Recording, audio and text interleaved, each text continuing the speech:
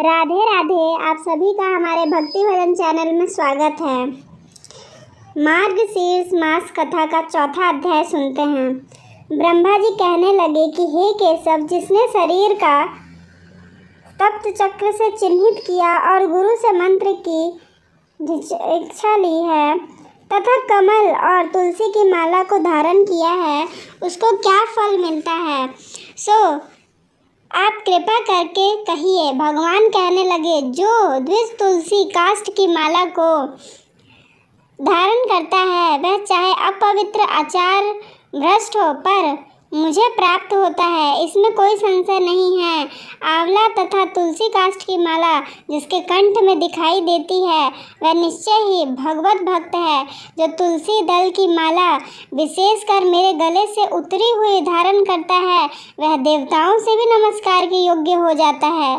तुलसी दल की माला तथा आंवले के फल की माला पापी पुरुषों को भी मुक्ति की दाता है। फिर मेरे सेवकों का तो कहना ही है क्या है, उनको तो अवश्य मुक्ति मिलती ही है।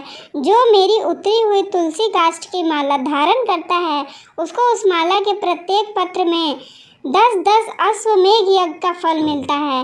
हे वत्स, जो तुलसी काष्ठ की माला धारण करता है मैं उसको प्रतिदिन द्वारिकावास का फल देता हूँ।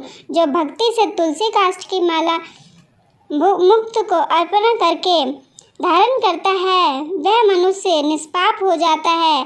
जो तुलसी की माला धारण करता है मैं उस पर सदैव प्रसन्न रहता हूँ। वह मुझको अपने प्राणों से भी अधिक प्रिय है। न उसका कोई अशौच है और न ही प्रायश्चित। जिस मनुष्य के बाहु, सिर, हाथ और शरीर में तुलसी काष्ठ का आभूषण है वही मेरा प्रिय है।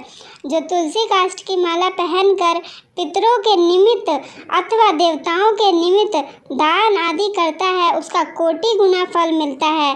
तुलसी काष्ठ की माला को देखकर यमराज के दूत ऐसे दूर से ही भाग जाते हैं जैसे वायु के वेग से पत्र कहीं का कहीं चला जाता है। जिसके घर में तुलसी काष्ठ अथवा तुलसी पत्र सूखा या गीला किसी प्रकार का होता है उसमें इस कलयुग के समय में भी किसी प्रकार के पाप का संभव नहीं होता। जो तुलसी काष्ठ की माला पहनकर इस पृथ्वी पर भ्रमण करता है उसको दुस्वप्न, दुष्ट निमित्त और शत्रु से भी भय नहीं होता। और पापी माला को धारण नहीं करते उनका कभी नरक से उद्धार नहीं होता, क्योंकि वह मेरे कोप रूपी अग्नि से जल जाते हैं। इस कारण यत्न के साथ तुलसी काष्ठ की कमल को या आंवले की माला धारण करनी चाहिए। पूर्वोक्त ऊर्ध्वपूर्ण आदि चिन्हों को धारण कर तुलसी वृक्ष के पास बैठकर हाथ में कुशा लेकर मेरा स्मरण करते हुआ संध्योपासन आदि कर्म करना चाहिए। मेरा भक्त संध्योपासन करके मेरा पूजन करे। यदि गुरु उस जगह पर हो तो पहले गुरु के पास जाकर उनको नमस्कारे। कुछ भेंट आदि गुरु के अर्पणा करके चित्त से दंडवत नमस्कार करे। कृष्ण मृग चरण पर कुशा का आसन पूजा मंडप में बिछा कर पदासन से अच्छी तरह बैठ जितेंद्रिय होकर मंत्र पढ़कर 3 प्राणायाम करके पूर्व की तरफ मुख करके श्रेष्ठ हृदय कमल को विज्ञान रूप सूर्य के हृदय में विकसित करे। हृदय कमल की कालिका में सूर्य, चंद्र और अग्नि का न्यास करे। सूर्य, चंद्र और अग्नि से युक्त उस हृदय कमल में सूर्य, चंद्र और अग्नि का वैष्णव स्मरण करे। उसके ऊपर नाना रत्नों से युक्त पीठ को स्थापित करे। उस सिंहासन पर कोमल चित्ता और उदय काल के सूर्य के समान तेज वाले अष्टदल कमल को अष्टादश मंत्र के प्रत्येक अक्षरों से युक्त कर स्थापित करे। उस कमल पत्र पर स्थित कोटि चंद्र के समान कांतिमान चतुर्भुज महापंचंख चक्र और गदाधारी कमल पत्र के समान विशाल नेत्र समस्त लक्षणों से युक्त श्रीवत्स कस्तुभ में से ले शोभित वक्ष स्थल और विचित्र आभूषणों से युक्त दिव्य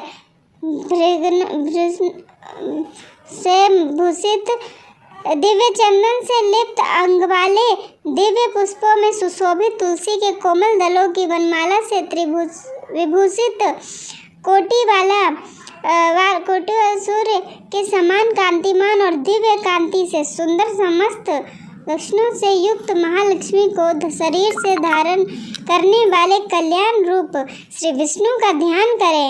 एकाग्र मन से पवित्रता पूर्वक मंत्र का जप करें। 1000 या 100 अथवा यथाशक्ति मन में जप करें और मन से ही विधि पूर्वक संप्रदाय के अनुसार मेरे सामने शंख स्थापन करें। धूर्वा पुष्प चंदन तथा जल से पूर्ण करें। अपने दक्षिण भाग में गंध पुष्प का अपने दाहिने भाग में गंध पुष्प का पात्र स्थापित करें और वाम भाग में वस्त्र से छना हुआ सुगंधित जल से पुण्य घाट को स्थापित करें। मेरे सम्मुख घंटा तथा चारों दिशाओं में दीपक स्थापित तथा पूजा की सब सामग्री यथोचित स्थापित करें तथा अर्घ्यपान आचमन और मधुपर्क के पात्र रखे। चतुर्मुख अक्षत पुष्प कुशा तिल चंदन फल तथा यह अर्घ्य पात्र में छोड़े। हे पुत्र, दुर्वा गंगा जल तथा कमल पुष्प को मेरी प्रसन्नता के लिए पादपत्र में छोड़े। कंकोल लवंग और मालती के पुष्प को श्रद्धा से मेरे लिए आचमनीय पात्र में पूजा करने वाला श्रद्धा से मधुपर्क पात्र में गौ का दूध घी दही मधु और चीनी को रखें।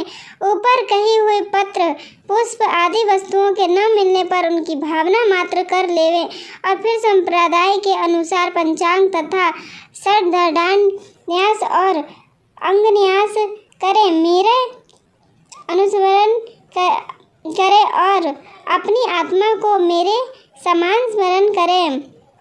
हे चतुर्मुख, पूजा के आरंभ में मंगल पाठ को पढ़ें। इसके पश्चात मेरे प्रिय 5 जन्य शंख का पूजन करें, जिसके पूजन से मुझको परम आनंद प्राप्त होता है। हे वत्स, शंख के पूजन में इन मंत्रों को पढ़ें। हे 5 जन्य, पहले तुम समुद्र से उत्पन्न हुए, फिर श्री विष्णु भगवान ने तुमको अपने हाथ में धारण किया। तुम समस्त देवताओं से निर्मित हो, तुमको नमस्कार है। तुम्हारे नाद से देव शत्रुओं की स्त्रियों के गर्भ पाताल लोक में 1000 टुकड़े हो जाते हैं। आपको नमस्कार है। आपके नाद से मेघ तथा सुर और असुर भयभीत हो जाते हैं। आयुष चंद्रमा के समान दिव्य कांतिमान 5 जन्य, आपको नमस्कार है। जैसे सूर्य के उदय होते ही ठंड नष्ट हो जाती है, वैसे ही तुम्हारे दर्शन से सब पाप नष्ट हो जाते हैं। यदि ऐसे शंख का स्पर्श किया जाए तो उसका तो कहना ही क्या है। शंख को नमस्कार करके हाथ में रखकर जो वैष्णव भक्त पूर्वक इन मंत्रों से मुझको स्नान कराता है, उनको अनंत पुराण प्राप्त होता है और होता है। फिर सुगंधित तेल, कस्तूरी, चंदन तथा उबटन आदि मेरे शरीर को लगावे। सुगंधित जल से मंत्र पाठ पूर्वक मुझको स्नान कराकर अर्घ्यपान आचमनीय तथा मधुपर्क आदि मुझे अर्पण करें और यथाविधि दिव्य वस्त्र भूषणों से अलंकृत कर पुष्पों से पीठ सिंहासन का पूजन करें और उस पर मेरी मूर्ति को स्थापित करें तथा श्रद्धा से मेरे लिए वस्त्र अलंकार आदि अर्पण करें। खीर माल पुए युक्त अनेक प्रकार के नैवेद्य अर्पण करें और कपूर युक्त तांबूल भक्ति से मेरे सामने रखें और सुगंधित फूल अर्पण करें। दशांग धूप तथा अष्टांग मनोहर दीपक निवेदन करें। प्रणाम करके आदर पूर्वक मेरी स्तुति करके सैया पर शयन करके मंगल अर्घ्य निवेदन करें। इसी के साथ चौथा अध्याय यहीं समाप्त हुआ। वीडियो पसंद आई हो तो वीडियो को लाइक करें, सब्सक्राइब करें और ज़्यादा से ज़्यादा शेयर करें। मिलते हैं अगले अध्याय में। राधे राधे।